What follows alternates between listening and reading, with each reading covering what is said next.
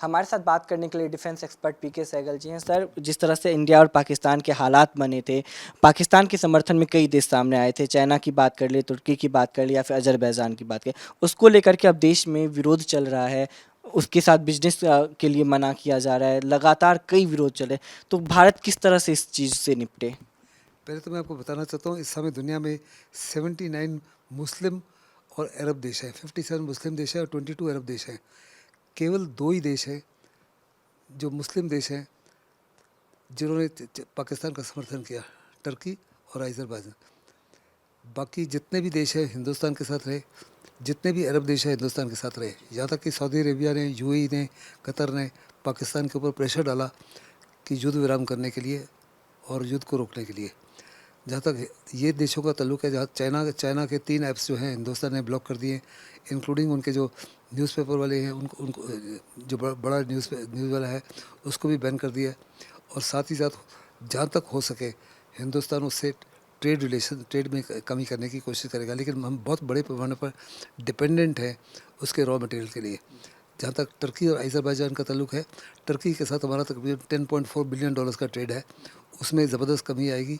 फिर हिंदुस्तान की सरकार ने टूरिस्ट हमने पर्यटकों को बोला है कि टर्की को अवॉइड करो, जिससे टर्की के रेवेन्यू में काफ़ी से गिरावट आएगी। इस समय टर्की जो है इकोनॉमिक डिफ़िकल्टीज़ में है। अर्दोगन जो है उसके खिलाफ बहुत बड़े पैमाने पर प्रदर्शन हो रहे हैं। जो सेकंड जैसे इमरान खान को जेल में डाला हुआ है, वहाँ का भी जो सबसे पॉपुलर लीडर था, जो अगली इलेक्शन में उसको मात दे सकता था, उसको भी जेल में डाला हुआ है, उसको निगाह में रखते हुए। तो ये एक किस्म से अर्दोगन के खिलाफ जाएगा। अर्दोगन की ज़बरदस्त कोशिश थी कि पाकिस्तान के माध्यम से वो इस्लामिक वर्ल्ड में एक किस्म से नेता के रूप में उभरे। उसके सारे जो ख्वाबें मिट्टी में मिल गए हैं। जहाँ तक अज़रबैजान का ताल्लुक है, अज़रबैजान के साथ भी हमारा ट्रेड रिलेशन जो है पिछले 2-3 सालों में फ्रॉम $300 मिलियन से 1.4 के करीब बिलियन डॉलर्स हो गया है। उसमें भी कमी आएगी। वहाँ भी टूरिस्ट ने जाना बंद कर दिया, बड़े पैमाने पर टूरिस्ट जा रहे थे।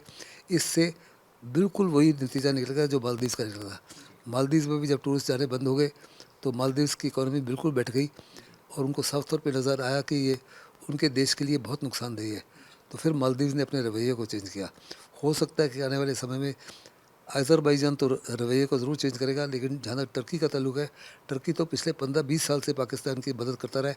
इसके बावजूद जब टर्की में अर्थक्वेक आया था तो फर्स्ट रिस्पॉन्डर जो था, सबसे पहले जो उसको सहायता दी थी बिना किसी कंडीशंस के, वो हिंदुस्तान ने दी थी।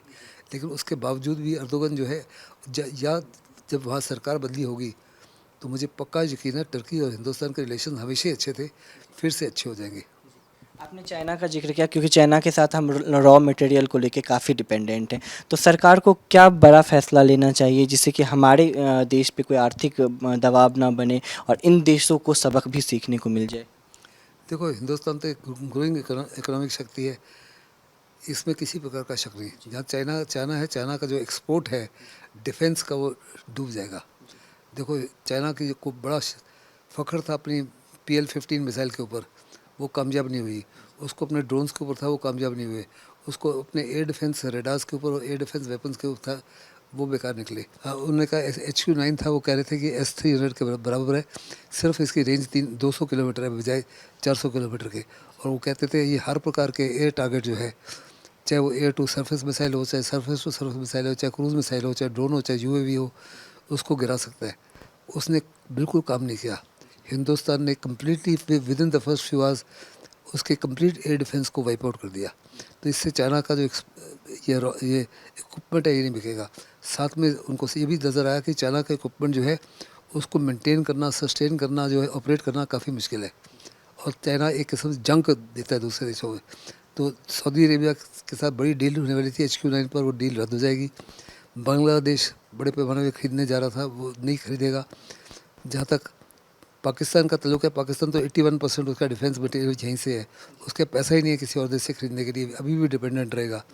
लेकिन बाकी देश और हमारे डिफेंस मिनिस्टर राजनाथ सिंह ने साफ तौर पे कहा कि हमारे डिफेंस एक्सपोर्ट में बड़ी ज़बरदस्त वृद्धि होगी, इसमें कोई शक नहीं है। मतलब भारत के साथ दुश्मनी करने का जो असर, मतलब उन्होंने जो गुस्ताखी की है उसका सज़ा सभी देशों को भुगतना पड़ेगा।